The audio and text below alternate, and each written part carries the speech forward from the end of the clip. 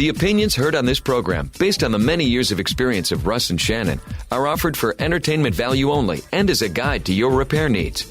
No claim to repair or cause is given or implied. Always consult with your own certified technician and follow all safety procedures before attempting any repair. To be a part of the show, call 866-594-4150. Under the Hood is produced by Prairie House Productions.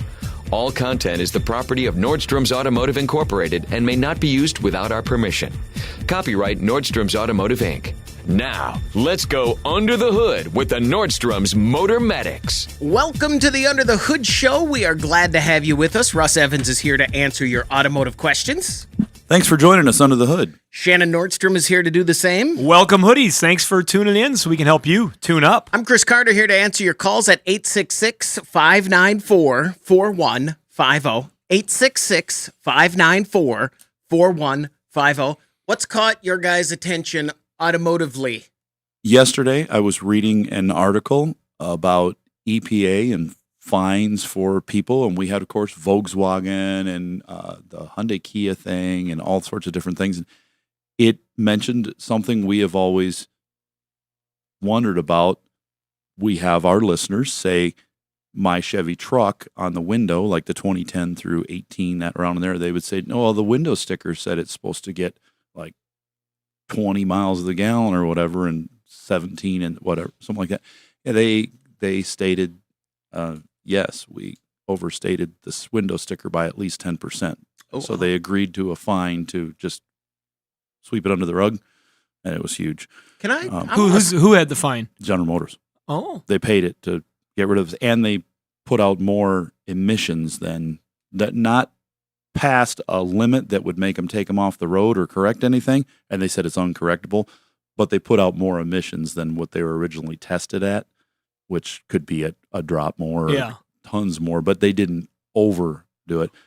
Well, they had that problem back 07, 08. Remember there was a big talk about... That was a different one. About the test and how they did the test, and it wasn't adequate, and... Because I just remember that when that new body style Suburban and Tahoe and stuff came out is when I think that first... I think I'm remembering that right. Yeah, and they had the one with... hey, you can't quote me. It was a Hyundai Kia something, one of the two or both. I don't know. You could look it up yourself and find it, but it was a $100 million fine, and that was to stop the investigation into whether or not they did it. So a lot of times they're just looking to... I don't know. It seems like they're looking to collect a little bit of dough one way or the other. I wish we got the fines. Maybe on... Like the Under the Hood show? Yeah, or even like a state. Every 50 days, a different state gets any fine collected, and then it goes out to the residents. You know, wouldn't that be neat if on Tuesday? Sure. Tuesday is South Dakota's day. Let's hope for... South Dakota would really score on that. You mean the money? You've got the money for the fines. We don't want the fines. No, I want the money per capita in South Dakota. We would win. Right. Yeah, I want it. That's... They have a roulette wheel. They just spin it, and whatever it landed on South Dakota, every like citizen the draft lottery. Just go 1 through 365, and every day that a fine comes in, a different birthday gets to split it up. Well, I'm glad they squashed the one that said if your state pollutes, like here, they're not really cracking down on the deleted vehicles yet. But if our pollution from those from those deleted cars makes it over to Minnesota, where they are cracking down on it, South Dakota would get fined for that. Is anybody fined in Canada for their fire smoke? Wildfires, yeah. Yeah, let's go. So if we want to talk about stuff in the air. So they did nix that. They said, yeah, we're not going to be able to do that, which is nice. So we'll still have those people running around. 866-594-4150. Let's go to Pennsylvania and talk to Art. You're on the Under the Hood show. Art, what can we do for you? Good morning, guys. Thanks for taking the call. You bet. I have a question. Looking for suggestions/ideas on the exterior cleaning of an engine radiator. Sure. I did a head gasket job on a 85 case articulated loader, and the radiator fins are a bit oily and caked up, and I wonder how well it can breathe. Not very well. So you need all that surface area, as you're aware, to dissipate the heat. So we tell people, don't use anything stronger than a garden hose or your thumb over the end of it because you're going to bend those fins. So you've got a very expensive, very large radiator. We would suggest do that first. Even compressed air can bend those. And when you bend them a little bit, if you reduce that, let's say by 10%, just watch your temp gauge go up 10%. You don't want to do that. So get it as clean as you can by hand. And then what I found is very effective is if you go into your local big box store, because we don't have any partners that I know of that offer this type of cleaner for the outside of a radiator, but you go into the big box store like a Lowe's or a Home Depot or Menards type thing, I have been seeing and I've used, there's a lot of AC condenser cleaner products that they sell in their aisles where they carry HVAC stuff. And that is a degreaser and a cleaner, a decorrosive type thing. And you spray it on the coil of a cool, it's made for evaporators and outside AC condensers, but you spray it on that when it's cold and you let it soak and you rinse it off. And it cleans very well. It's like an engine degreaser, but it's going to remove grease, dirt, dust. It's got an anti-static in there to try to prevent dust from building up in there. So it's worked well for me on both the home air conditioner and on cars to clean. I sprayed some on our Tahoe in between there to try to clean that off, and it really cleaned it well. Is that a big old copper radiator in there? Or? Yes. I can't imagine what that would cost new. Yeah. A lot. I was afraid I might turn into a sprinkler because I also put the cleaning inside the system because on the tops of all the tubes there was like crust built up, and I pulled the heads off those crusts. I was like, oh man. So far it survived the internal cleaning agent. Now I got to do the external. Well, and there in our area, there used to be, we had 3, it whittled down radiator shops where you could bring those radiators to, and they could dip them and clean them. And is there anybody that does that in town anymore? I'm just trying to think. I don't know if there is anymore because most of them were copper. Yeah. They may still be doing industrial at those places. Yeah. It just might not be that we haven't used one for automotive in almost 20 years. So I'm sure they've gone to either industrial or they've gone away. Locally, I think of the Goldies, or was that the best place to take a leak or whatever? Well, G&H Radiator. Maybe that was one of them had that slogan. But I don't know if they're there anymore just because things... We just replace them now? Well, in the automotive side, it would be unusual to try to find a place like that nowadays because there's usually a replacement available. The average radiator cost we find for cars is between $150 and $200 average. There's a few more, I've seen some as low as $85, like a Honda Civic or something. And then you get into a big truck, like a big Chevy full-size truck with an aluminum radiator, and it might be $238, but most of them a little less. So why would you clean one? We were taking those old copper ones and cleaning those. Yeah, you'd spend that much money cleaning them. And they were perfect. They would take the tanks off. Yeah, exactly. They did a great job. But if you were to buy one of those, that was like a $500-$600 radiator. I'm going to check on that because I bet you there is somebody still around doing it industrially, and we just don't know about it because we don't do it anymore. I'm sure it's industrial. Maybe every one of them is doing industrial. Does that help you out there, Art? Yeah, thanks for the idea of doing the condenser cleaner because I was kind of hedging it, maybe a degreaser, but I like the condenser cleaner idea. Thank you so much. You bet. You bet. Thanks very much for the call. It was this program that made me understand my neighbors had a window unit, and we discovered that you could go over to my neighbor's window unit and draw pictures with your finger. Oh. And it wasn't until I started here that I realized why he got so mad at us for that. Yeah, when I was a kid, I did the same thing, Chris. Fold everyone over because it was cool. It was fun. Worked better one way than the other. Like one of the little toys that you flip the beads back and forth. Exactly. You had to find the way to draw the picture just moving left to right. Yeah. It was a very good problem-solving exercise for me. Time to get the fin comb out. Neighbor was not happy. We're going to take a break. When we come back, we want to hear from you. 866-594-4150. You're listening to the Under the Hood Show. 866-594-4150. That's the number to reach us here at the Under the Hood Show. Let's go to Ohio and talk to Caleb. You're on the Under the Hood Show. Caleb, what can we do for you? Hey, thanks so much for taking my call, guys. You bet. I just picked up a brand new 2024 Tacoma SR5 4x4. and I tend to keep my vehicles for quite a while. So I was just wondering what kind of hints you could give me. I got a couple points. I'll just run through them and then let you guys answer. First thing is kind of odd.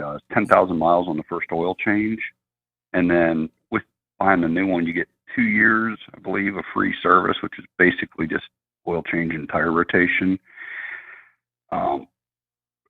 We live in the Rust Belt also, so I was just wondering what kind of undercoating / rush preventer. I know you guys have some New England oil or something you guys have used, and then paint protection or ceramic coat, and just anything you can tell me to keep.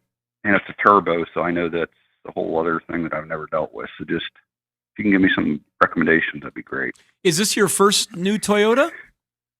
This is my first new vehicle ever that I bought for myself. Well, good for you. Yeah, it's a fun feeling when you get an opportunity to do that. That's for sure. Was it a big long deliberation, or was it a impulse purchase and say I'm doing this? No, it was years in the making. I've called in before. I had that Lexus with a transmission that was shuddering. It kept getting worse and worse, and finally just pulled the trigger and got a new one. Well, I know this weekend we had a big family get together, and it was ironic because one of my relatives was talking about how they want to get a little pickup, and they thought a Tacoma would be awesome. His brother's got a Tacoma, and they just really, they've been in the Tacoma business for a bit, and they really are big fans of them. And I know a lot of people are there too, because they keep their value very, very well. So yeah, wanting to protect it and keep it as good as it can be is admirable, and we can sure give you some ideas of things that we would recommend. Russ, let's hit on that first oil change recommendation right away on that one. They use a break-in oil, so you're going to want to leave that in there for the 10,000 miles and then change it. And in our opinion, we back way down after that. We're onto that 3 months, 3,000 miles with a good quality oil, whatever they recommend.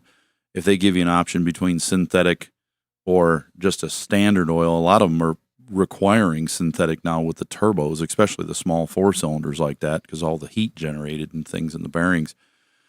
But yeah, we definitely want to narrow that down, and the reason for that is the small oil passages. The big ones are fine on the bearings and things, but when you get into the small oil passages, they just can't oil the timing chains. They get gummed up. In fact, when we put a lot of chains in these vehicles now, they come with an updated oiler that's larger because they know people just aren't changing the oil when they could to protect that engine. So we would definitely do it often. Yeah, and that oil just can't have the chemicals that it needs to cling to the chain and keep the lubrication there. And the passages are very small, and if you're driving shorter trips or just not on the highway with it, those shorter trips might be 15, 20 miles even for this, where the oil will build up. So we would suggest that.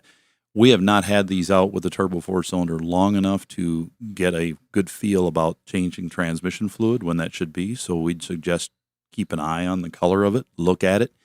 I'd probably say really start looking at it. I wouldn't even worry about it till you hit 30 or 40 or 50,000 miles, somewhere in there. But at that point, definitely start checking it, see what the condition of it is. And if the condition looks great and you get up to, let's say, 90, 100,000 miles and the condition is still pretty good, but it's 7, 8 years old, 90, 100,000 miles, I would change it at that point. Definitely the rear end too, or sooner if the manual asks for it. On that oil change, I'm curious with Toyota's recommendation, 10,000 on the first one. What do they say after that in their recommendation? I haven't even cracked that part of the book yet. Okay. Yeah, because I'm going to just reiterate what Russ said. We see a lot of these manufacturers recommending longer intervals because of the way they've engineered it and the fluids that they're recommending using. But our experience is showing with most brands that if people consistently run the longer intervals that manufacturers are recommending, because they've engineered it to say it's going to work, but it's going to work for the time that they care the most about the vehicle, which is warranty and such. But it also is helping them be competitive in the marketplace by bringing down the cost of ownership. That's the same reason they do the 2-year oil changes and stuff like that. They don't want you thinking about all that stuff. They want you to enjoy the vehicle and not think about what it costs to run the vehicle. And so if they can stretch out oil changes an extra, by their recommendation, 5,000 miles, they've just cut down the cost of ownership for that vehicle. So we just see some of them are stretched for way further than we're comfortable. And like Russ, he's going to be a guy that's going to be that, get it in there right away. I might stretch it another 1,000 beyond that, but we're still not following. I don't wait for my oil change light to come on. We get in before that. And so that's just to reiterate what he said for everybody else out there listening too. I think it's important. And especially if the climate is a crazy climate. If you're in the Rust Belt, you're hot, you're cold, you're humid, you're if you got an inconsistent climate range like we do here in the Midwest, that even makes it a lot worse because you introduce so much moisture into the equation. Well, it's heavy rust where he's at there. And you asked about NHOU, the New Hampshire oil undercoating. That is something that we're putting on one of our older trucks in our facility today. I'm actually doing it myself. It's not typically made for vehicles that are that old that are already starting to rust. It is really aimed at vehicles that you want to buy, protect, and have last for a very long time. So like this one here, it's brand new. If you coat it now, and they have mobile people that will come out and do it, or in your area, you could probably bring it right into one. You can get on their website. And they've got an oil product that is made to spray on, and then it will continue to creep and never actually get 100% solid. It just creeps into all the cracks and places that, guess what, salt would normally go and water and grime. So it creeps into those areas and it protects it. Because if you've ever worked on a car that had rusty areas, like I had to replace brake lines on my wife's Tahoe yesterday. The only spots that the brake lines were 100% brand new looking still. Like I wiped them off and I could have put them on showroom new, was where they were covered by engine oil and grease. Huh. Everywhere else was solid rust, rusted right through the lines. So that's common. But if I would have started protecting this vehicle, even at the older age, 15 years ago when I got it, it would not have rusted through. I guarantee you it wouldn't have, because it would have been coated in oil like the clean spots in the lines. Those lines did look like brand new. I inspected them when I first got it, but now it's too late. So if you use that product, you contact New Hampshire Oil Undercoating, the NHOU, and they'll be able to help you out. And it's something you reapply. It's a maintenance item as you go. But when you're looking at something that's a few $100 and you continue to reapply it, in our shop, we've literally put in thousands of engines. People put them in very old cars now because they're saving money. New ones are so expensive, cars and trucks. The ones that don't do it, the only ones that really don't do it, are the ones that the vehicles are so rusted or a frame has a rust hole through it that we have to tell them, I'm sorry, we can't put this engine in. It's a safety hazard. It's not safe anymore.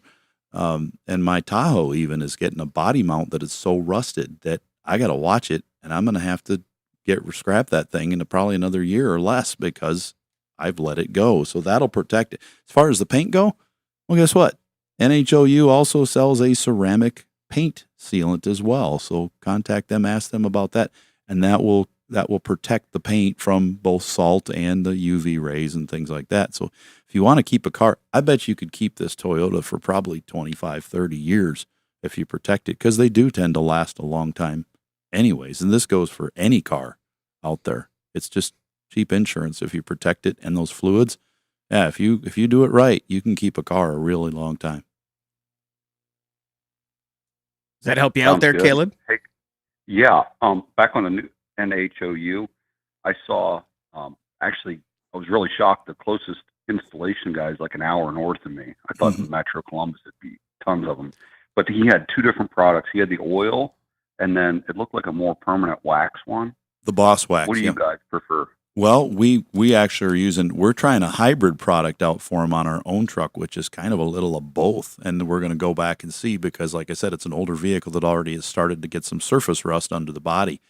But the oil is, like I said, it's going to creep and it's going to coat and it's going to get into those areas. And typically the oil I'm going to be using on the body, where it's going to get up into those seams and continue to creep. And then that Boss Wax type product, they're heavier. I'm going to use that on the frame, for me. And the best thing to do is just call them, and Joe and those guys will help you and direct you and tell you exactly what you need. And if you have a mobile applicator in your area because they may have a mobile person that comes to you in your area because they're always expanding franchises. Yeah, they have franchise opportunities available. When you talk about getting somebody closer, if you know somebody that's looking for an extra gig, they got the mouse out too. If you've got a problem with rodents in your area, I mean, it's huge for us in our area.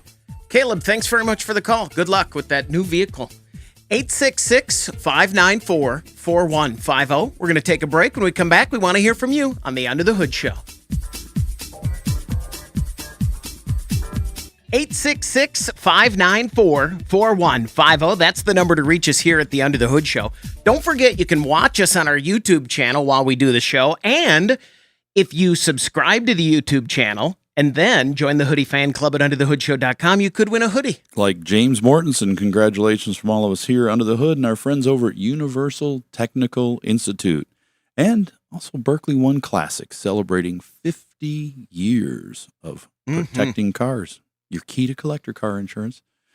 I've running into more and more people that are talking about getting into the automotive trade, and I tell them, check out UTI, because a lot of them didn't have any idea. They just thought, well, do I come to your shop and learn about it? Do they do that anymore? And no, most shops don't do that apprenticeship anymore because they're so busy. They just don't have time to teach other people like they used to. We did it at our shop for many years. But we just don't have that time anymore because our guys they're focused. They're on their car. They're working. They don't have time to even answer a couple questions. It just would take away from what we do. You're always have less people, and you need to be more focused. Gone are the days where we used to have coffee. I worked for a guy named Weldon Cook down in Texas years ago, and every morning, 10 a.m., we had to close the door, lock the gate, drive to the coffee shop 3 miles away, have coffee for about an hour, and then drive back and open the gate and start working. And then we had lunch, which we left for and came back. And then Did you ever get anything done? We got cars fixed, and he made money. The expenses were very low compared to what they are now. You didn't have all these licenses and different things. There was no software.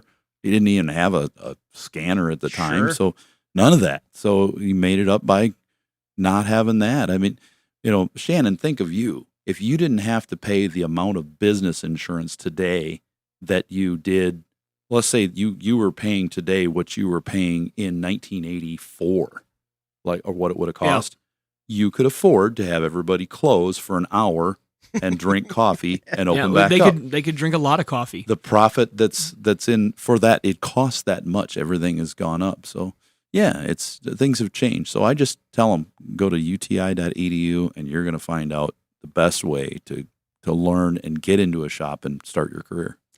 866-594-4150. That's the number to reach us here. Let's go to Massachusetts and talk to Mark. You're on the Under the Hood Show. Mark, what can we do for you? Good morning. I got a 2018 Toyota RAV4.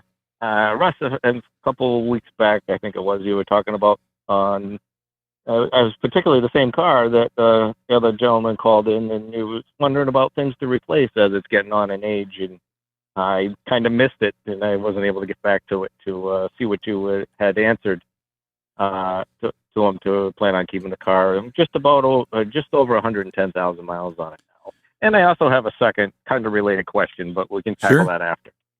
Well, getting to the age on this vehicle and any vehicle, if you've got an 18 and you're looking about what things to do with the mileage you have on it, you're definitely time for a transmission flush, coolant flush, checking of all the hoses and belts on the vehicle, because if you got hoses that are starting to get old and brittle, they can start to leak, especially at the heater core fittings on this type of vehicle, and we've seen them break off, and when they do, it's a tragic event for the engine because it gets hot, and you may not even see it's overheated until it's starting to lose power because you don't have any coolant touching the temp sensor, so it's just going to get super hot, and then the metal has to transfer that heat, so you might be way hot, way over 230, 40 degrees. So that's really bad on an engine. So you want to protect it by looking at those things first.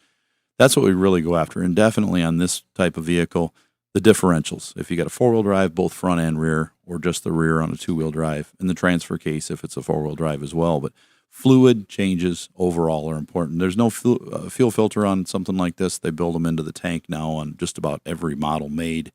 I rarely see a fuel filter on anything anymore. It's all in the tank. But looking at your filters, fluids, I think the only filter on that, it might have an evaporative emissions filter on it, which can be changed if it starts to become hard to fill with fuel, or you get a check engine light for the filter clogged. But other than that, yeah, you're physically looking at it and cleaning, thorough cleaning of everything, especially the area between the radiator and the AC condenser. It will build up a dust that you can't really see without pulling the top cover off and looking down in there. And that can lead to overheating, all fluids, oils and everything running warmer than normal, AC running warmer than normal, and leaks down the road. Okay. I think you touched on, or I've already touched on most all of them. From your colleague there, Ron and Annie in there, I've been, if it's wet, change it. So I've already been through most all of those already. So yeah, that's good. Yeah, people forget about the differentials all the time. Idea. Those little differentials, they forget about them all the time, and they're expensive. Right. Yeah, so I've already gone through most all of those. So you did give me a couple of ones I do need to check into. I appreciate that. My other question, at work here, I run a sewer treatment plant, and we just purchased 2 trailer-mounted diesel trash pumps. Not expected to be used anytime soon. What's my best way to store them for the fuel? Full, empty tanks? I know I'm going to put some treatment into them. The manuals from the pump manufacturer are kind of vague on it, so I was looking for a little direction. If it's a metal tank or has metal components in it, you want the diesel fuel to be full if it's a diesel tank or metal tank. If you have a tank with just some metal fittings like at the bottom edge of it, cover them, make sure they've got at least enough in there, because what you want to do is you want to put fresh fuel in it when you go to run it. So if they're let's say 5 gallons in this tank that holds 20 or 30 or whatever, that's fine as long as it's covering those fittings, and then you can fill it up when it's time to use it. That's if it's a plastic tank. Yeah, we just don't know when you're going to need it, so you definitely want to put the additive in there. Yes, I'm guessing that was my question. Are these hurricane pumps, that type of pump you're looking at? So you don't know when you're going to need it? 6-inch, kind of pretty much that. They're 6-inch trailer-mounted Godwin pumps with 80-gallon steel tanks underneath them. Sure, so you might need them in 3 days, or you might need them in 3 years where you're at in your part of the country, so we don't really know. So I would suggest if you've got one of these, because it's going to be something you need only for emergencies, but you need it 100% in an emergency, yearly, I would maintain them. I would at least check the oil condition, because it could stay in there probably a few years, 3-4 years if you're not running it. But check the condition of it, and when you do that, I would drain that fuel out, get a suction pump, drain the fuel out, put it in a different vehicle. Pull it out of that engine, put it in your truck or whatever diesel-powered equipment that's going to run so you can burn it, and then put fresh fuel in it, because the big thing is even with additive, that pump, the valves in it can start to bind up and have issues. So I would definitely also fire those pumps up. They're probably fine at 6 months, but I would, if you really want to make sure they're going to last a long time, every 3 and run it until it's hot. So, fire it up. I don't know if you've got a clutch where you can engage the pump and leave it off, so you're not running it dry, you might have to put some water in it, but and then you got to drain it for freeze protection. But if it's a pump you can run with a clutch and turn it off, I have experienced some of those the pumps freeze up on these as well.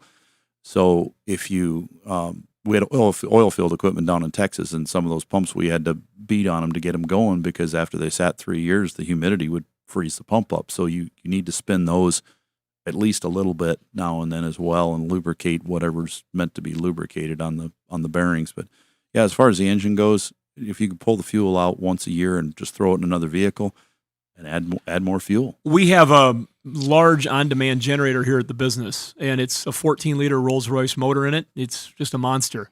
And that unit itself is a diesel, but it runs a test cycle for 25 minutes to a half hour every Wednesday night, so that when we need it, we know it's going to run.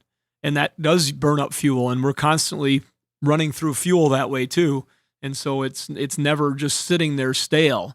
And so I think that manufacturer and most generator manufacturers know that a test cycle is important to keep them running. So I think what Russ recommends there is do you figure out what your test cycle is going to be, and it might not be every Wednesday night, but right. You know. Yeah, but I mean, that's kind of what I was thinking, and it's just a matter of pulling them out of the building and taking them down the river and throwing a hose into them because they are direct drive, so I won't be able to disengage. Yeah, you need them when you need them. The pump, like you were talking about, right? Yeah. Right. Okay, so I guess I wasn't too far off in my thinking. No, Mark, thanks very much for the call. Good luck. Do you feel a little bit fancier because it's a Rolls-Royce engine? Now, I know they make airplane engines. They make it's fun to say. Yeah, totally. I got stickers on the side when we give tours. Makes no difference. 14-liter Rolls-Royce. But it feels better, huh? Yeah. It feels good, yeah. 866-594-4150. Let's go to Canada and talk to Dietrich. You're on the Under the Hood Show. Dietrich, what can we do for you? Hello there. I've been a long-time listener and first-time caller. Thanks. I'm calling in regards to my father's vehicle, which is a 2009 Pontiac Vibe. It has a 2.4 liter in it. And during this winter and during a cold snap, I had an electrical issue pop up, and I'm trying to basically narrow down what the issue may be with it. What is it? We got to guess. We got to guess. Yes. How does it end? Battery goes dead. Half of that, yes. And then basically there's some dominoes involved with it as well. All right, tell us more. We had this 2009 Vibe was sitting parked perfectly fine, and it was minus 40, and we let a friend borrow it. The battery was dead, so we jump-started it with a little booster pack, and it seemed to have run perfectly fine. But the next time we went out to it, you turn it on, and basically the entire dash turned on like Christmas lights. So we had the power steering assist light went on. We had check engine light go on. None of the accessories worked, such as the radio and the turn signals didn't work. But the curious thing is that if you remote started it, none of those lights would come on and all the accessories would work. And then as soon as you touch the brake pedal, all those lights would then turn on. Mm-hmm. And so it seems that everything works perfectly fine until you touch that brake pedal. And so it's not drivable, but it's really tempting to be able to find what the issue is and fix it. It seems like it'd be a simple thing, but I'm curious if maybe it's the alternator and its ability to regulate the voltage is acting up, because I put a engine reader on it, and I was looking at the ECU voltage in particular. So if I remote started it, the voltage seems fine, and then as soon as I touch the brake pedal or we let it idle from the remote start for about 5 minutes, then it dropped down to about 11.4 volts, which seems to have happened simultaneously with all those errors. So it's a head scratcher for me, just because. So my daily driver is a Pontiac from 1970s. So the alternator is extremely simple, and the electronics are really simple. So it's a bit out of my wheelhouse. But well, maybe you'd be able my first instinct is that alternator doesn't care one iota whether it started with a remote start or its own ignition switch. But what I just said, ignition switch, sounds like it could be the culprit, because when it's running off remote, it's bypassing the ignition switch, and it'll charge, and everything will work. But when you bring the ignition switch back into the circuit, which is the same thing you do when you touch the brake pedal, then it's got a problem in that switch, and it's not letting it. The circuit's not working, or there's a draw in that switch, or I think on the Vibe it's the red wire and the yellow wire. There's a couple red wires to the switch, and I think you can look up the diagram and find out, but there's yellow and a pink in there. One's ignition and then one's accessory. So if you check that, what you're going to do is you're going to want to check the power wires coming in to ground and see what those are. And if you have good battery voltage there while it's running on remote start, and you've got good battery voltage there, then step on the brake and see if the voltage drops. If it doesn't, then check in on those two hot wires out with the key switched on, find the ignition wire, find the accessory wire, and look at them. And if you've got, let's say coming in, you've got battery voltage, and that's, let's just say 12 volts, but going out, you only have 10 or 11, you've got a problem with the switch. And you're going to get all kinds of funky errors with low voltage on the modules. And all those lights coming on, it's not going to charge.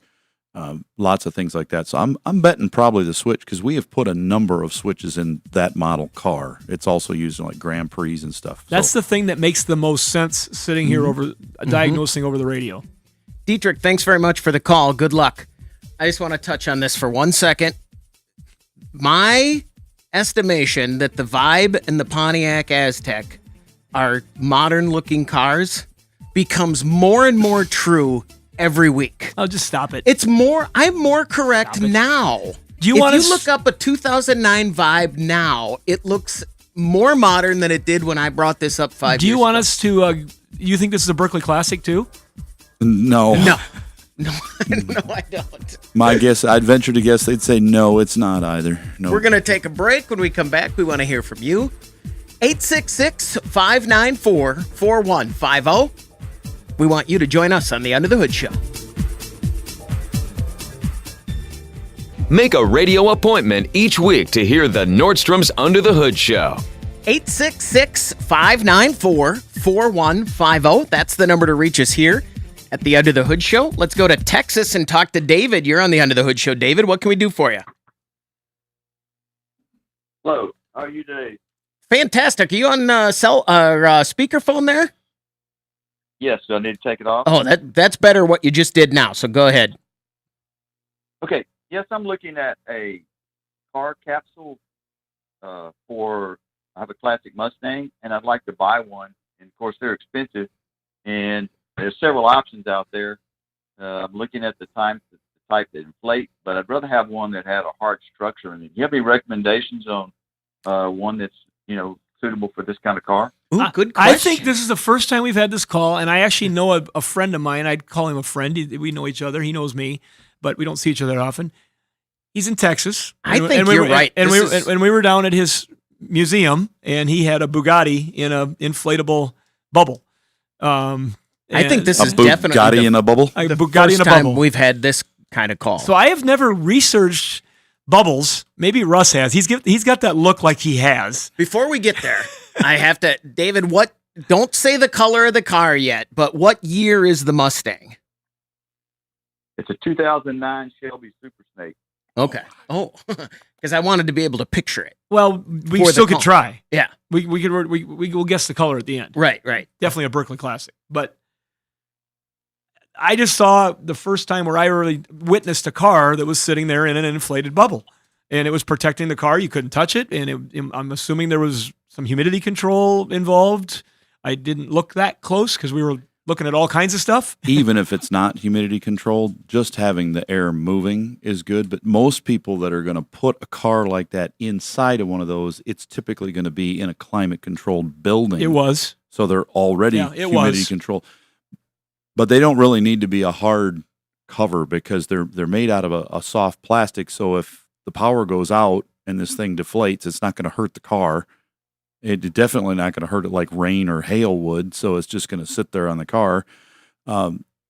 So I would have all the ones I've seen. I've had no problem with any of them. The one that I've seen, the most complaints I've seen when I look at reviews on these are failures of the blower motor, or ones that just use too much power or really noisy. So most of your money is going to come into that, because if it's inside and protected from the elements, it's going to be protected from UV that's going to damage the plastic. And I had some people that said, well, the plastic didn't last very long. Well, where is it? It's outside under the carport all the time. It's like, well, that's not a good place for it. But maybe that's the only place you have for it. If you've got a This is going to be inside, right? Yes, it's in a garage. Yeah, if it's in a garage, I would say you're probably fine with that. I don't need, it's up to you, but I don't know if you even need, depending on the elements you have around it, I don't know if you would need that type of cover. You could go with the regular car cover. I mean, I've lived down in that area there and in East Texas, and it was humid, it was rainy, and in garages, there were a lot of people that I knew that had cars that their parents had that had been in garages since the 60s and had always been covered, and none of them rusted. So that's a good thought there, to know. But if you got air movement all the time, though, by being inside like that, you're even better because there's no place for it to just collect. Plus, if it's zipped up in something like that, the rodent damage is gonna be probably less. And you're very unlikely to bump it because you got a big bubble around it. That's true. What, David? Are you protecting it just from your garage? Protecting it from yourself? Right. Mainly from dust. Okay. Even though I live, in a supposedly not a dusty place, you could write your name on it in a week, even though the garage doors only go up and down to go in and out. I mean, it's just dust. I have a regular car cover there now, but it's such a pain to put it on, take it off. And it's dusty. Every time you do, you're going to scratch it a little bit. And so I'm just trying to prevent that. That makes sense. I was hoping to find one that was more, I've read reviews on the motors and the noise and stuff like that, but I was hoping to get one with maybe a, internal skeleton where you can really cut down on the volume of air that you're moving as opposed to, something that's trying to inflate it. I haven't seen one of those. The other thing you could do would be to make your own, which, for me, I can think of what I would get some tent poles that you use to set up inside of a tent, and I would probably make my own if I was looking to do what you're doing, and then I would just buy the pump, and that way, you open the door, whether it's Velcro or a zipper or whatever, you open that door and you drive in and out, and it's always there. So you really wouldn't need any air. You wouldn't need much more volume than like a computer fan with a filter on it. And you could even run that where you're at by putting a solar panel up outside the window that would definitely run that fan. That would be enough. It would cost you $0 then, and it would move air through there all during the day when you've got sunlight, and then at night it'd be fine. You wouldn't need it, but at least you'd keep that air flowing most of the time in there. That'd be a good idea. Mm-hmm.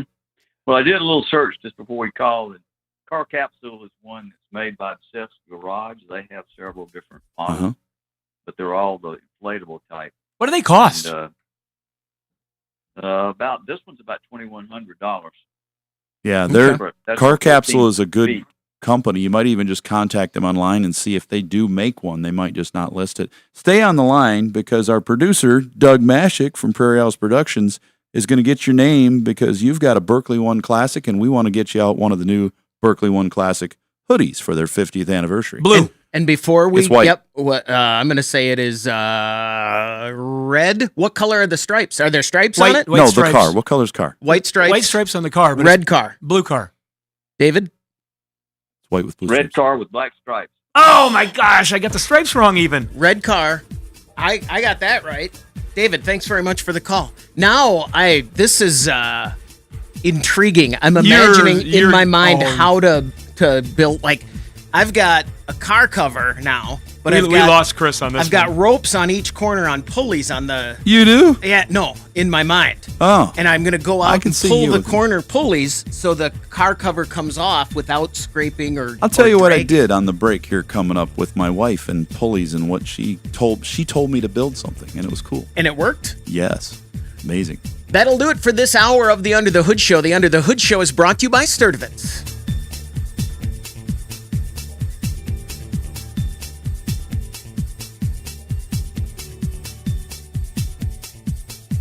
I'm Chris Carter here to answer your calls at 866-594-4150. As we were getting ramped up there, we had calls coming in, so let's get right to them. We're going to go to Alabama first and talk to Ed. You're on the Under the Hood Show. Ed, what can we do for you? Good morning. I've got a 2012 Subaru Forester with an oil consumption issue, more of a question. When I bought the car about 3 years ago, that's when I found out I had an oil consumption problem. Called Subaru. It was already out of the range of what they was, wanted to test it and do the oil consumption test. So I've been dealing with this since then. But my question is, what's weird is like this past spring, we drove 1,000 miles down to Key Largo in Florida. So on the way down, about halfway down, we stopped, spent the night, checked the oil. I had to add a quart of oil. It was a quart low. Next day, drive on to Key Largo, check the oil, quart low. So I added a quart each time.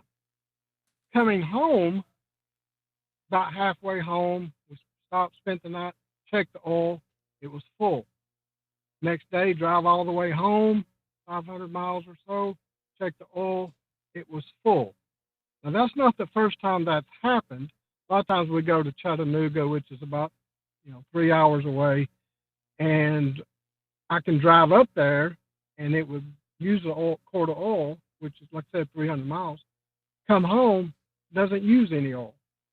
I've had my mechanic to check it. We've pulled plugs, put new plugs in it, read the plugs to see if it was burning oil. It doesn't indicate that it's burning oil. I've put roughly 50,000 miles on it since I've had it. It runs great. We can't figure out why it uses oil sometimes, and sometimes it don't. When you're pointing down, the car is pointing down as you go to Key Largo, so. Yeah, there you go. It's raining. Yeah, thanks, Chris. Yeah. That's good. Good now analysis. You guys take a shot. All right. Yeah. If it does it only sometimes, I would be leaning towards a mechanical component, something like in the PCV system on that car. If it's got a valve cover that's partially plugged up and you're on the highway, so your higher rates of speed, it might be getting a little more oil built up in that cover if it's not draining back, so it's sucking it in through the vacuum into the engine. It might be the internal cleanliness of the engine type thing. We replaced valve covers on lots of cars. Never had to do it on a Subaru for this problem, but we have on many Silverado trucks, and sometimes they'll tell me it burns oil on the highway, but it doesn't burn oil when I drive it in town. Like, yeah, you got a valve cover problem for sure. So we pop off that driver's valve cover and replace it with like a Dorman Products updated one that has the updated baffles, and it's gone. It's just, They're like, oh, they told me I needed an engine. No, you don't. You need a valve cover. So you might be having something like that. Okay. Find the vent for the PCV system and look at it in the PCV valve and look and see if there's oil in the hose. If there's oil in the PCV hose, well, that may be where it's coming from. Yeah.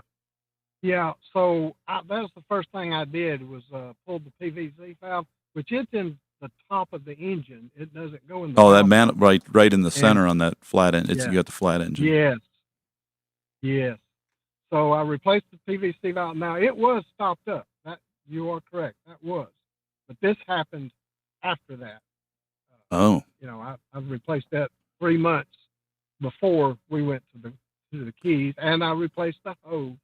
The hose was clean.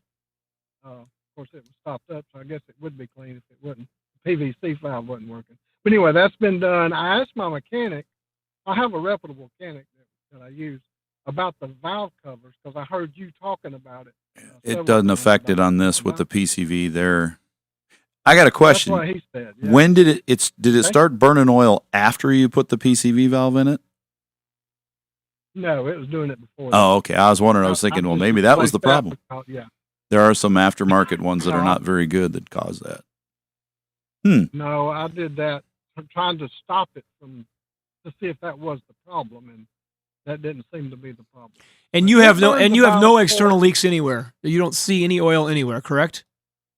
My mechanic had it up on the rack doing, I wanted him to surface, check everything. And he said, don't see any leaks. Gosh, that's a lot of oil. You would think that with that much oil usage, you would see a spark plug that is dirtier than the rest if it's one cylinder causing the problem, like a valve guide or a piston ring or something that was lined up wrong.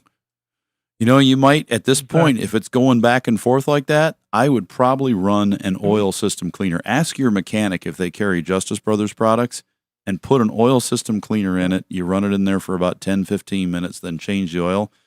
Do that a couple times at a couple oil changes and see if this problem becomes less. Usually they're so bad you can't fix it because it's already become a major problem or with engine wear. But now, going back and forth, you might be able to clean it. Put the cleaner in it, drive it, and see. And if it does fix it, I'd be changing my oil like probably once a month with just standard oil for like the next or 4 months just to really get it good and clean, and then go back to my regular oil changes. But every oil change after this from now on, if it's 3 months, 3,000, I'm going to be putting the cleaner in it because I want to prevent this engine from having a major you could have a ring that's hanging up, you could have a broken ring that's spinning, that's causing it. Sometimes it lines up moving around, and sometimes it doesn't. Well, you'd think if you had that happening, when you knew it was in that point that it was burning oil, would a leak down test? No, and it wouldn't show that, would it? Because the other compression rings would hold it, but you would have a spark plug that's darker than the rest. That's the part that don't make any sense to us. Ed, thanks very much for the call. Good luck. That's a well, and as he runs it that way, eventually he's going to cause problems with his catalytic converter. Sure. If he keeps running that much oil through it. It might be just at a rate that it burns it right through, but if it gets to be any more excessive, he might have a next problem. 866-594-4150. Let's go to New York and talk to Bill. You're on the Under the Hood Show. Bill, what can we do for you? Yeah, I have a 65 Studebaker. I just have a couple quick questions. Okay. I put front springs on it, and now the back end is low, just like maybe an inch and a half. And I bought blocks to put underneath the leaf. But unfortunately, that lowered it because the axle's above the leaf. And is there anything else I could do? I don't want to put shackles on it. It would look kind of dumb. So, yeah, if it's that high in the front and you want to raise the back up, really at this point, then the only way to do that, to get it raised, you could put new springs on it back there, or take yours off and send them in and have them re-arched where they bend them and make them a little higher. That is going to be probably the cheapest. Either new springs or a re-arched spring is probably going to be your cheapest thing to keep it looking 100% stock, but being able to raise it up. The only other way you can lift something like this is to do an axle flip kit where you're putting the springs on. Now your axle is going to be underneath the spring instead of above, and that's going to affect your handling too a lot. Not like the 65 Studebaker is going to handle great anyways, but it's going to handle a whole lot worse with the axle riding underneath the springs than over it. That's why they did it that way. I would say probably pull them off and either get a new spring or have them re-arch. The problem with the new spring is it may be exactly the same as your old spring, so you might just have a better luck. If you get a good company that can do that, you might even contact a local spring shop. There's spring shops all over the place for trucks, and they would know where it could be sent to, or they may even do it locally depending on where you're at, but especially East Coast. But they can bend them a little bit. They'll make sure they're in good shape first, but then they just bend them a little bit, and their machine knows how many inches it's going to add. They're like, okay, this spring has got, 2,800 pounds of load on it at all times, and at 2,800 pounds it sits here.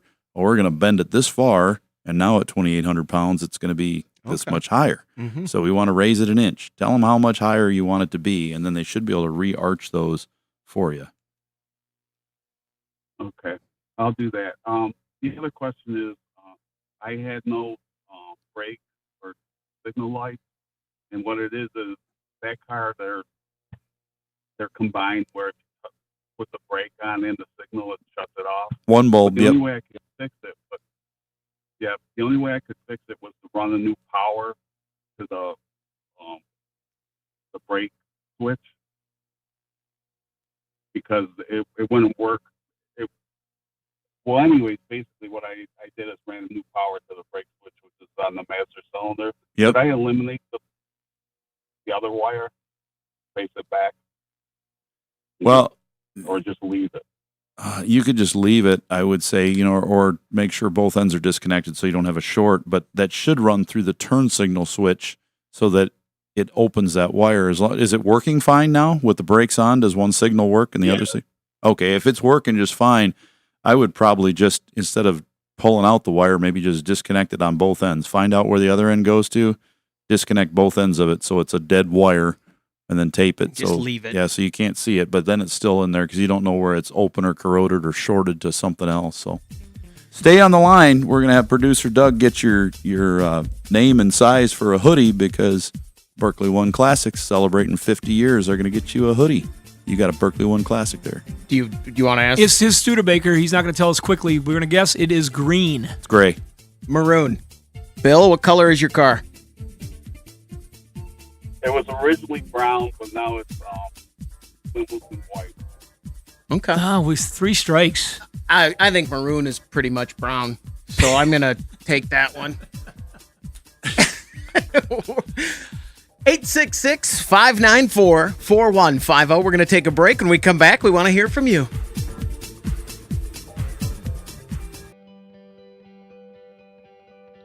Get your planner out right now and schedule your next radio appointment with the Motor Medics. 866-594-4150. That's the number to reach us here at the Under the Hood Show. Let's go to Kansas and talk to Mark. Mark, you're on the Under the Hood Show. What can we do for you? Good morning, gentlemen. Hey, Mark, go ahead. Hey, I've got a 2007 Dodge Ram 2500. It's got it's got over 212,000 miles on it. Of course, it's got the 5.7 Hemi on it, which I love. That's a great engine. But I had a problem. The battery cable ends, all that corroded real bad. And the battery was going bad. It was an old battery anyway. So I changed the battery. I changed the ends, charged the battery up, and went to start it, and I got nothing. That's not good. No, it's not. And I was able to get it jump started with another vehicle, but it has nothing on its own. Oh, I wonder if that battery just shot. Have you tested it to make sure that battery's got what it's supposed to? That's weird. I haven't tested the battery. I probably need to pull it out and test it. I would do it. So I've had a brand new battery before. This has only happened to me like twice ever in like 35 years of doing this. So I took that brand new battery, put it in the car, and it wouldn't do anything. As soon as I hooked the cables up, it was dead. Like no lights, nothing. I'm like, what's going on here? So I go up there and I take the cable off. I put my tester on it, and it shows like 13.6 volts. And I went, that's weird. I touch the cable, and it says 0 volts. I'm like, oh, wait a second. There's no spark. Why do I have 0 volts? What's going on? And it just had inside the battery somewhere, there was a very weak point of connection, a solder point, whatever they've got inside of there. And it caught, when it was under a load, it was just open. We'll see that a lot with car batteries as the terminals corrode. You turn the switch on, you go to start it, it goes click, and all the lights go off, it's all dead, and then about a minute later, they all come back on, and you wiggle the cables and it starts. Same thing can happen internally inside of that battery. So, that's one of the reasons we suggest the AGM batteries, because the AGM batteries are made differently inside. Everything is a more solid battery, and you don't have the acid to corrode that terminal. Even when they're sitting on the shelf, an old lead acid battery can have internal corrosion, and you could have a weak point like that go bad. So it's something to think about if you're replacing it. But if you could put jumper cables on there and it starts, and then it's almost got to be. It's got to be a battery. I'll bet you if you put a voltmeter on the battery with it connected, you're going to find that it has either nothing or a very low, maybe 4 or 5 volts. And then when you disconnect one of the terminal leads, it's going to pop up to a battery voltage. Probably got something broken inside of it. Okay, I was wondering because when all the lights come on, when I hooked it up, all the lights come on. Put the key in and it dings like it's supposed to, and then like I said, when I turn the key, that's it. And I even put a charger on it overnight, a slow trickle charger overnight, and it still wouldn't do anything. Yeah, and the battery pack, I've got a jump pack that wouldn't turn it over either. Yeah, it sounds like a battery issue, something inside, and they take a lot of juice to turn over, so sometimes the jump pack won't. And if a new battery doesn't do it, then you got a problem somewhere else in like the totally integrated power control module, and that extra juice is making it jump a short somewhere in there or something. But let's try the battery. Mark, thanks very much for the call. Good luck. 866-594-4150. Let's go to Florida and talk to Corey. You're on the Under the Hood Show. Corey, what can we do for you? Got a 2011 BMW 530i was driving it. Everything was fine. Parked it, went back out later, hit the button, the fob to unlock it, nothing. Opened the door with the key. It's dead. Call AAA. They come to jump it, and nothing. Can't get it to go. You would, give it maybe a try to kind of, you wouldn't even turn over. You just start to turn, and then that was it. And so they threw the jump pack on there. No luck. Put in a new battery, and we tested the other one, and it was bad. So put in a new battery. Went to go start it. It cranks and cranks and cranks, but it will not fire.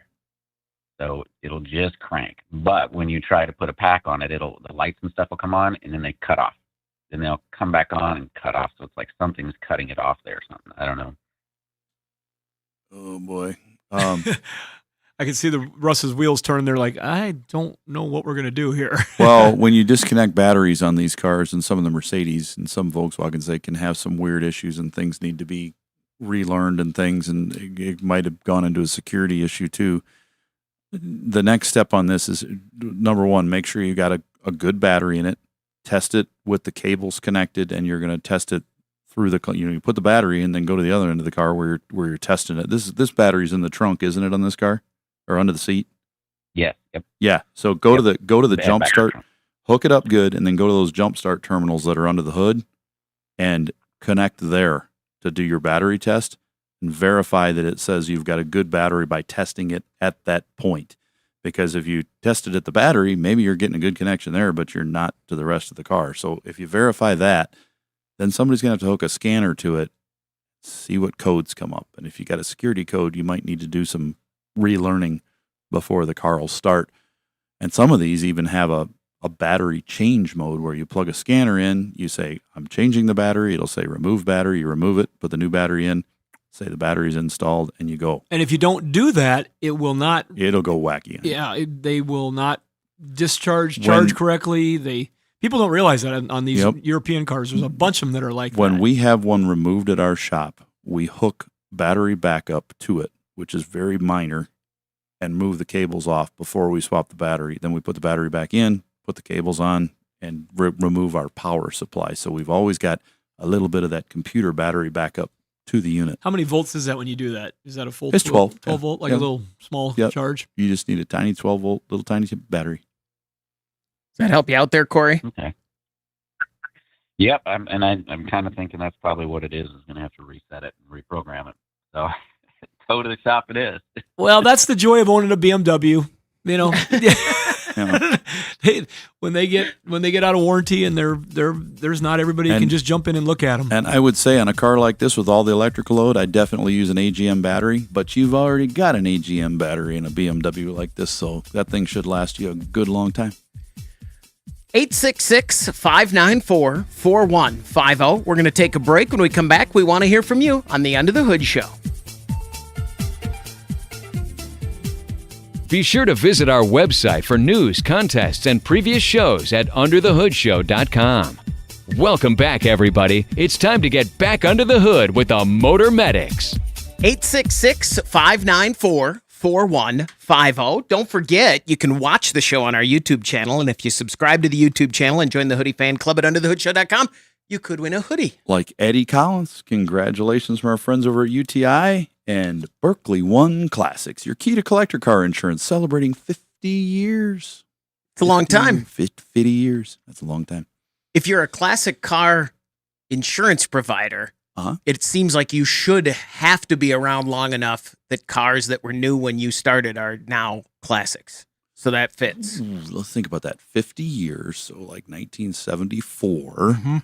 1974, if they were doing collector and classics, we would have been probably looking at cars from the 50s and older, maybe. I picture old American Graffiti cars. There, that's the show. I hadn't said Grease that Lightning. Yeah. Stuff like that from back in the day. 866-594-4150. Let's talk to Shiloh. You're on the End of the Hood Show. Shiloh, what can we do for you?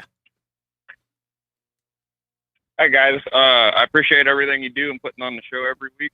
I just had some questions on thoughts about doing a doing a swap from a 6.4 to a 6.0 in an 08 F350. 50. I know it's going to be a pain in the butt. I'm a little bit of a glutton for punishment. I was just curious on custom parts and components that you guys might know more about than I do. There's a ton of swap stuff for pretty much all these engines now that people are wanting to switch out and go to something stronger. And it's funny that somebody'd want to go from a 6.4 to 6.0. In a lot of people are thinking, why would you want to use a 6.0? But in all actuality, if you build it right, a correctly built 6.0 is, in our opinion and what we've seen personally, way stronger than a 6.4 with what you can do to it. So yeah, if you're doing that, I mean, the parts are available, but the thing you also want to remember is to make sure you upgrade the engine you're putting in, that 6.0 you're putting in, head studs, the turbo, or the turbo unison ring, or the turbo itself has got to be upgraded. All the stuff on it, the oil coolers, EGR cooler, all that kind of stuff, and you can really make that thing a strong, really, really strong engine that runs cool and does well. But there are a lot of adapter parts out there. Advanced Adapters and a bunch of others make parts. I was looking through YouTube the other day at parts for swapping in Cummins diesel engines, and there are a number of That's the more popular places. swap we see is people want to take out other stuff and put the Cummins in because those Cummins were so dependable in those early ones. You can put a Cummins now in front of about any GM transmission of any year, and you can put it in front of a Dodge transmission, or you can put it in a Ford. The Ford 6-liters, when they first were having problems, there was a local shop here in town that was a Ford tractor dealer, and they were also doing, what was his name? They were also doing the Cummins swaps on the side to put the Cummins into the Ford trucks. Had a Cummins kit in their OEM, I think, for a while, where you could put a Cummins in a 7.3, I think it was. Oh, I didn't remember that. I think so. But to answer the question, that 6.4 was the furthest iteration of that design. They put the bi-turbo on it, and they obviously only used it from 8 to 10. They didn't use it very long. And I can understand they're so expensive yet, too. Oh, to buy a used one now is crazy money. Yeah, and even you get a reman, you're still $10,000. Yep. You could spend some money on a 6-liter and put it in there. Well, and do the swap. I mean, even right now, I know in our parking lot we've got a used 2-wheel drive Ford, like an F-350. That's affordable. So if somebody were to go get a donor like that from wherever they've got a running 6.0 with all the accessories, and then you pull it out, but it's running good, so you can tear it down and just freshen it up, put your head studs in and the turbo, and then you've got, for probably under that $10,000, you've got what you need to donate for something like that. Electronics wise, what kind of problems would he run into? It's all going to be different. You're going to have to get the computer and harness and everything out of a 6.0 truck. Just as far as I know. Now, I could be wrong because there might be somebody right now that is getting ready to release something, or there might be something out there. I mean, heck, I got a guy at the shop. We got a BMW that he put an LS engine in, and all he had to do was buy a harness conversion kit, and the harness conversion kit keeps the factory ABS working. I was amazed that they could take that domestic and intertwine with that German push stuff. button start on the dash, and everything is all in a harness they sell that plugs into the factory harness. So people are making things to integrate these kind of things. Shiloh, thanks very much for the call. Good luck. It does sound like his attitude is right. He's got the right attitude. Yeah. If he can do a lot of it himself, go for it. But if you had to bring that somewhere and pay someone to do that, unless they specialize in it and they could give you an exact bid because they know what it takes, you could be up for a big bill. Oh, yeah. 866-594-4150. Let's talk to Ron in Oregon. Ron, you're going to help us out with a previous call. What you got going there? Well, I didn't quite catch the whole thing on the person that was wanting to put his car in a bubble, but I've got a couple of Berkeley One Classics that have been living in our old auto repair facility, 4-bay shop, for, one of them's been there 52 years not going at all. It was my dad's project. And the other one's been inside since 89, and I was going to say what I've been discovering, because on the one that's been in there for 50 years, I'm trying to get it on the road before my dad passes so that he can drive it because it was his project toy.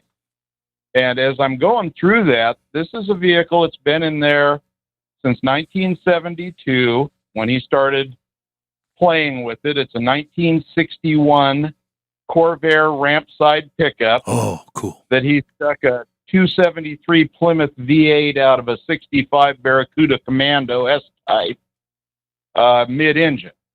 Mm-hmm. That thing was not under a cover until 3 years ago when he painted it. It's been sitting in the corner of the shop, again, like I said, 52 years. And there is, I mean, Oregon's not humid like, a coastal area, but we get water. It's not a particularly temperature-controlled building. It's got a wood stove in it. I'll keep it above 40 in the winter. But even the exhaust pipes that we hooked up, which is just standard exhaust tubing, it had been run enough that it burnt the oil coating off. There is not even surface rust in that. I've had to pull the brakes off because, the cylinders on the drum brakes stuck. But on that truck, there is no rust whatsoever, and it just lives in a bay and then has just a cloth car cover over it. The same thing for his other vehicle. He gave me these two vehicles 2 years ago when he was afraid he was going to die. And it's a 1969 F-250 4x4. And again, here comes the odd engine. 1969 Oldsmobile 455 Police Intercept. Oh, yeah. That one was repainted and straightened in 1988. So 38, 39 years. There's not a speck of rust on the exhaust and that one actually gets used. So I would have to say, unless you're in an area where you have humidity with salt in the air, so long as you just cover it, you're fine. I pulled the cover off the Corvair, which had been on it for 3 years. Nobody touched it because my dad has a terminal disease, and so we didn't do anything. Yeah, there was some dust under the car cover because dust gets everywhere. Mm-hmm. I drove it up to the house, washed it. There's nothing wrong with that vehicle. So I don't know about putting it in a bubble or anything, but well, thanks for that's good testimonial for where he lives. Real world. Regular car cover versus bubble cover. Yeah. Ron, thanks very much for the call. Thanks for the info. We'll make sure that gets passed along too, because that's good info. I have no bubbles. 866-594-4150. We're going to take a break. When we come back, we want to hear from you on the Under the Hood Show. Be sure to visit our website for news, contests, and previous shows at underthehoodshow.com. Welcome back, everybody. It's time to get back under the hood with the Motor Medics. 866-594-4150. That's the number to reach us here. We know we have hundreds, if not many thousands of you that have shops or work in shops that are our listeners, not just people that listen because they like to hear advice about cars. If you are a shop or work in a shop, I'd like you to do me a favor because I want to know about it. You can email us from the Libsyn app, from our website, or send them in to russ@underthehoodshow.com. I just want you to say, yes, I'm a listener. I work in a shop. Oh, yeah. I own a shop. I'm a shop manager. Just send me an email, and then I'm going to pick like 5 names out of those people that send those to me to send them a hoodie. So that's your bonus for sending them in.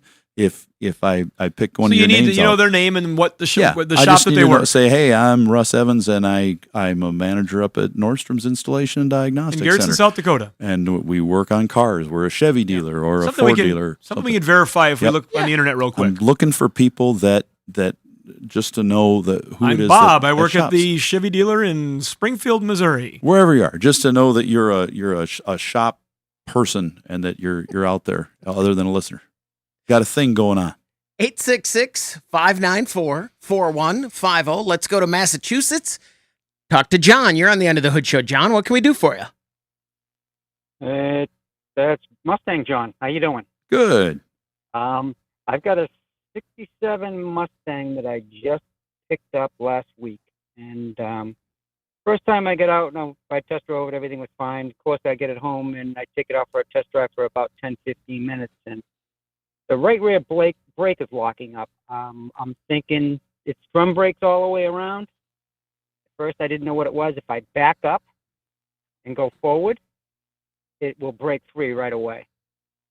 Do you think it's the rubber lines?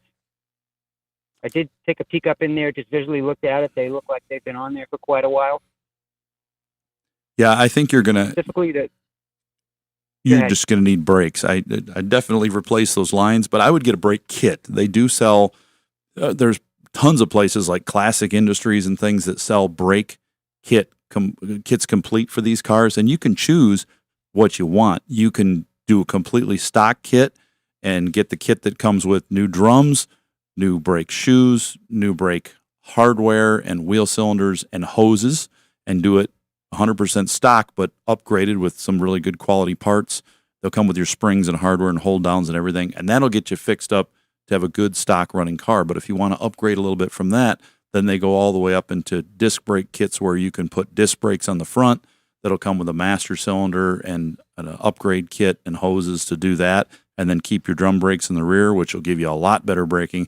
Or you can go crazy with it and spend probably $3,500 to $4,000 and get a four-wheel disc brake kit for it. But I don't think that's really necessary if you don't have a car you're racing or something and really need stopping power. If you want something that's super smooth, I'd go with the front disc and rear drum. But if you want a daily driver, hey, it's driven for cruising parades and just 58 years the way it Sundays. is. Yeah, get their stock brake kit, but that way you can be assured you're going to get a complete kit with all the pieces, because all the rubber needs to be replaced. And make sure you don't have any rear axle seals leaking. Yes. If you get in there and it's all oilied up and it smells like rear end grease, make sure you get those axles resealed. You might have axles with big wear marks on them, and it's letting that fluid get out there, and that'll gum up brakes and make them get stuck. That help you out there, John? Okay, yeah. I mean, I was just listening. That you actually answered my second question right away within the first question about the upgrade kit. Yep. Hey, we got. And let me mention. Go ahead. Go ahead. I was just going to say that when it gets real hot and it binds up, it smells to me like it's axle grease. It probably is. Yep, it probably is. So it's binding up. You back up, and the shoes will move one direction, and then they'll allow it to free up for a second. But then they heat up, and then they'll start to stick. Real common problem on those older Ford rear ends where the axle seals would wear into the axle eventually, and then they just start leaking. And so you're going to want to pull those axles and inspect them, and maybe get new axles or a speedy sleeve on there or something to stop the leak on that, because that's a dropout on that one, right? Yeah. Yeah. That's a tough rear end, so it's probably the seals are probably just worn out. Go ahead, I think this Berkeley Classic that he just picked up, Mustang John, has a green Mustang. Okay. You suck. Mine was green, so I was going to say green. Okay. Which green? It's going to be the dark green. I'm going to say it doesn't matter because it needs to be painted. So I'm going to say it needs to be painted, and that's the color I'm taking. John, what's going on with red then? Well, it's green, but it's called lime gold. Oh, the other green. Yeah, we're not right. Nope. I was thinking like a pine tree green. Yeah, I was too. Yeah, this is more like... I have not seen one of them in a while. I had a 68 in high school that was lime. That was dark green. It was a 68 coupe. It was the same car. There you go. Yeah. All right. Stay on the line. Producer Doug will get your phone number and your hoodie size, and we'll get you a hoodie from Berkeley One Classic celebrating 50 years. Well, we don't just give these away. You can buy them on our website too. Right. Just FYI. Yeah, today I'm giving a few away. We had a lot of classics, we also and I felt like it. Sell them. Yeah. Yeah. We don't just give these away. It sounds like it's you were saying something different there for a second. Yeah, we sell a ton. Who knows what I'm saying? Thanks for the interpretation. 866-594-4150. Let's talk to Chuck. You're on the End of the Hood Show. Chuck, what can we do for you? Yeah, I got a 2022 Ford Escape. When you were backing up, like when it's humid out, it'll really squeal like the brakes are metal to metal. And in the wintertime, it does it all the time when you're backing up and applying the brakes. That's a pretty common thing with the Ford Escape.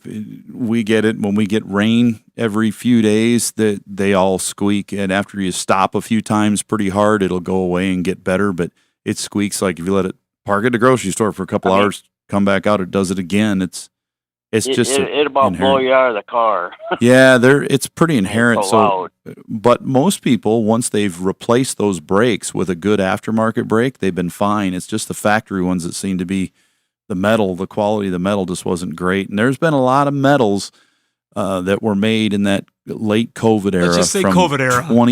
Usually like when they ran out of parts towards the end of 20, when they really got into it, and a lot of those metals started being replaced with very cheap metals. We saw camshafts coming apart. We still do. We have brakes that squeaked and they rusted I also much heard, sooner. And I think I said this on the air before, but just to repeat it, one theory that somebody told me that I think knew was that a lot of the metals got stored outside when they were not building vehicles, when everything kind of slowed down at the beginning of COVID. Okay. And so a lot of these suppliers had stuff built up with nowhere to put it, and it cut into the quality of some of them that they ended up using. Yeah, so that sounds like a theory that it's a theory. is on. You may need to change your It's a brakes. theory. And just replace them, and it's time for a brake upgrade and use a good quality brake pad and rotor on there. Chuck, thanks very much for the call. Good luck. 866-594-4150. Let's go to Minnesota and talk to Josh. You're on the Under the Hood Show. Josh, what can we do for you? Yeah, thanks for taking my call. Appreciate it. You bet. Calling regarding, looks like the stage of life where I'm going to have to invest in a minivan. Just wondering, my own little research, it seems like the Toyota Sienna is a pretty reliable van. Looking for something that I could purchase with around 100,000 miles, drive it for 10 to 15 years, put another 200 on it, and just kind of curious what your best recommendation would be on the generation of Sienna that you would go with, if there's any to avoid as far as years in there.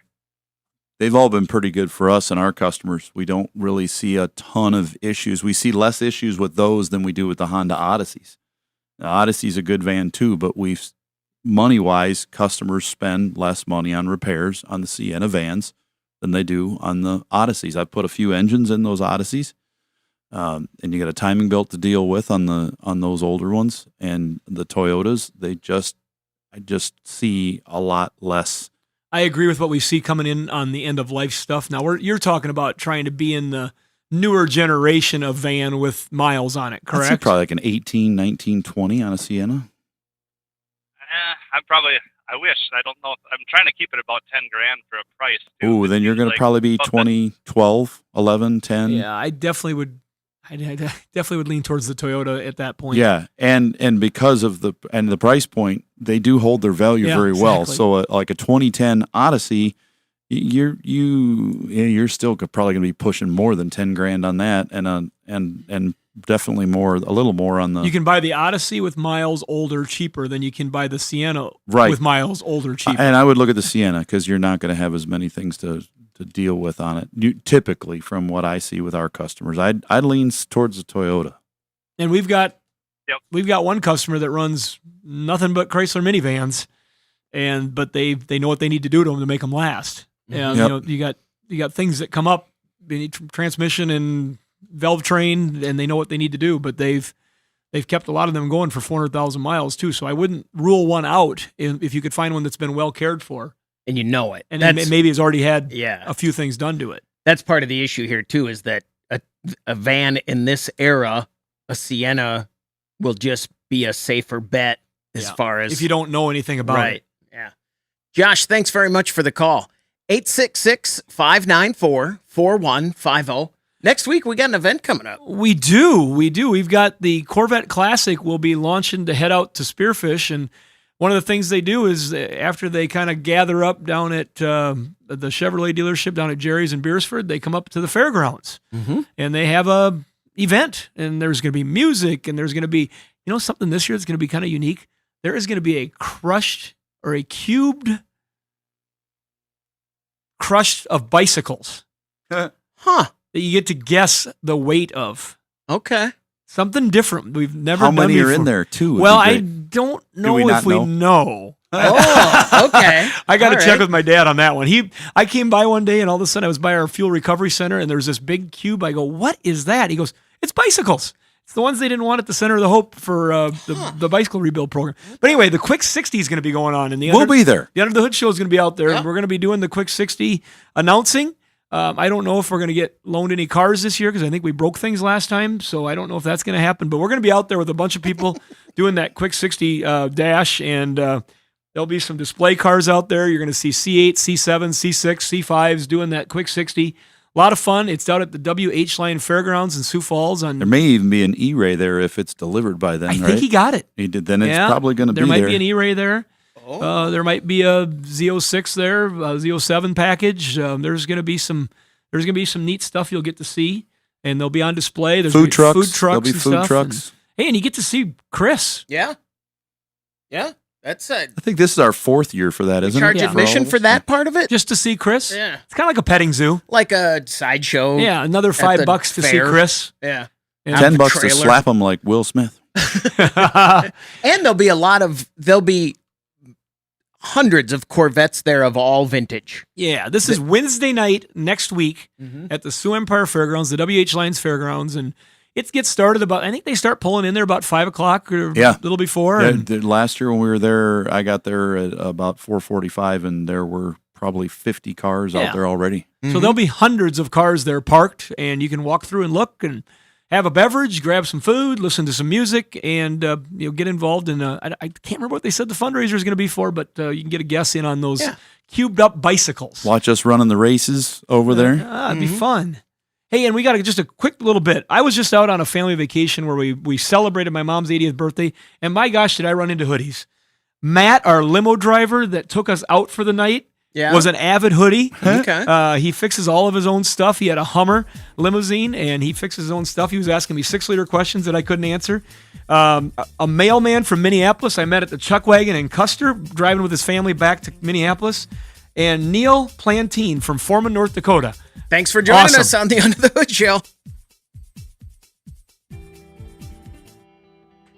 All right, there's no after show today. I mean, this is an after show right now, but we have to go because we have stuff to do. So we'll be after, but you won't be with us. Well, we're going to be talking to. We're going. Don't give because- it away. What? I'm just kidding. Go. Yeah, we're going to be talking to a couple of the mobile installers for. We talked about those mobile franchises for NHOU. Well, there's one in our area here in Sioux Falls, South Dakota, and then there's one down in Nebraska that are close by us. I mean, they're all over the country. There's hundreds, but they have those mobile franchises available. They are mobile franchisers now that used to be rust proofers separately, and they decided we're going with NHOU. So we're going to interview those and put them into.